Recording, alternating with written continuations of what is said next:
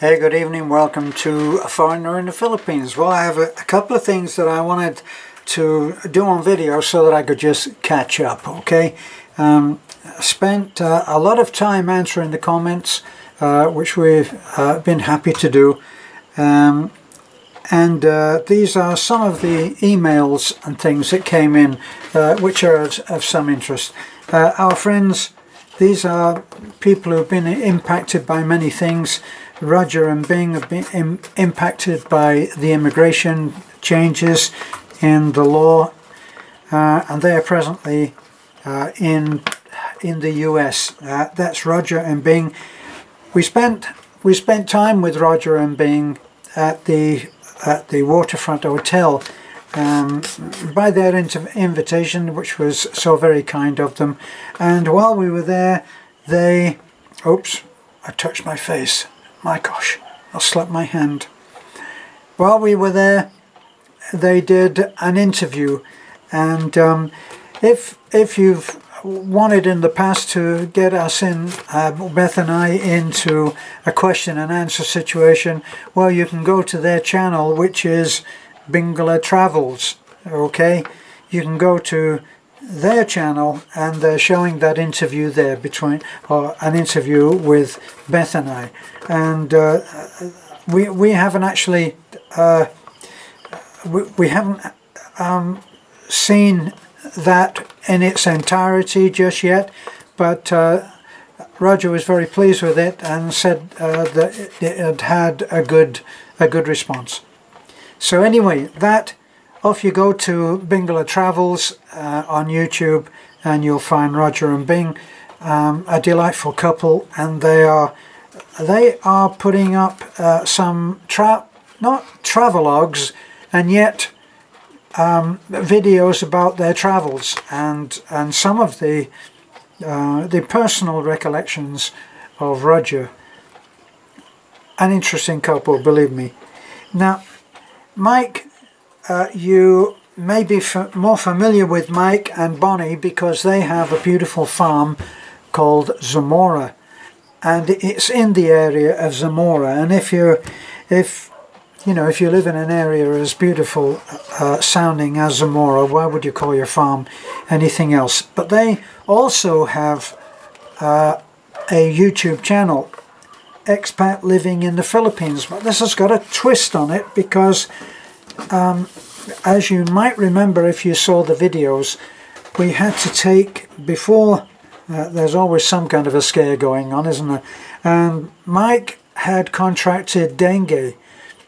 Dengue, it turned out, is a very common, it's a common thing to get hit with here by a mosquito, and yet there's no big fuss about it, which is part of my puzzlement about why, not discounting that people are losing their lives with the present situation of this virus, not discounting that or minimizing it at all, but there are so many people dying of so many things on a regular basis, not to mention something like car accidents, tens of thousands of people in the world every year. Well, I think it must be every week or possibly every day are being killed on the road. And yet, none of these things have brought the country or the countries or the globe to its knees financially. Well, before I get off on that, I'd like to say that Michael, who actually managed to recover in a little hospital in Taliban, the Memorial Hospital there in Taliban, it's the only one that we have, and he spent some time there.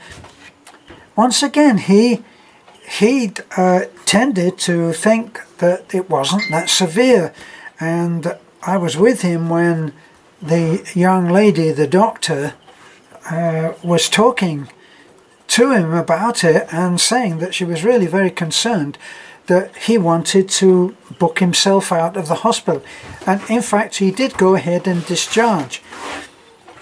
Later, when he was back there as an outpatient, someone that he knew and respected that had experience with dengue managed to get it over to him in a way that he understood, and that made him realize the severity of what he was going through.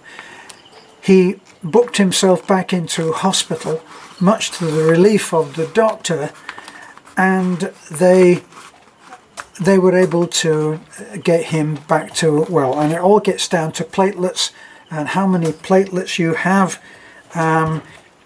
and what their role is in protecting you, and the task of dealing with possible hemorrhages, which if your platelets are not up to the number that they need to be, which is definitely in the hundreds, you're not going to make it. And Michael realized that he was at that point.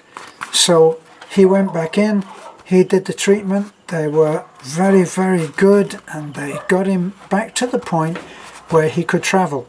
And he was able to rejoin his wife, Bonnie.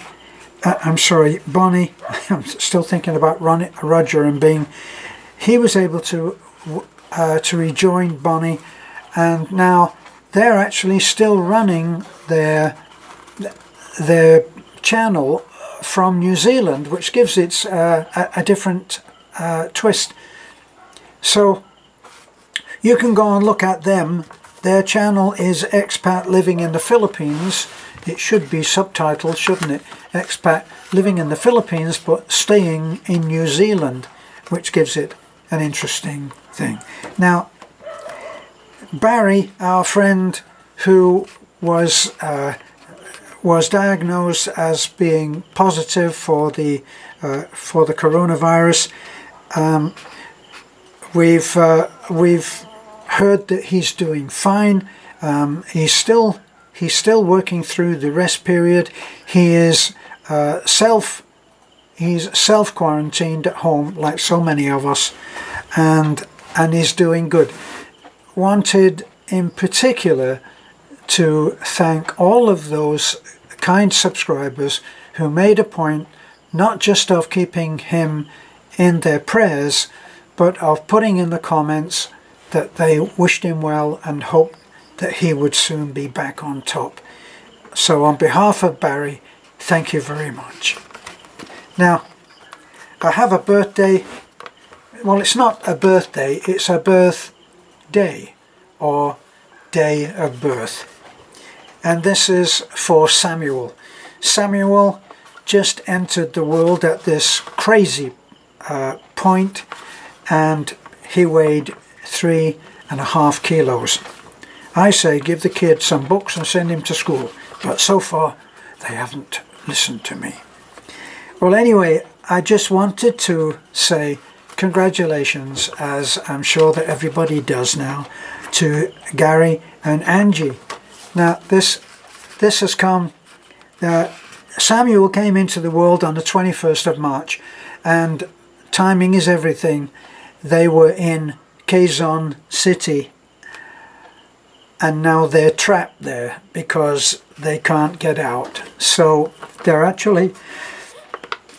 quarantined along with Samuel, the whole 2.5 of them, and they are there until this madness is attended to. So Gary and Angie, great news. I loved to hear that, and I thank you for taking the trouble to, or making the effort to tell me that and share that news with me.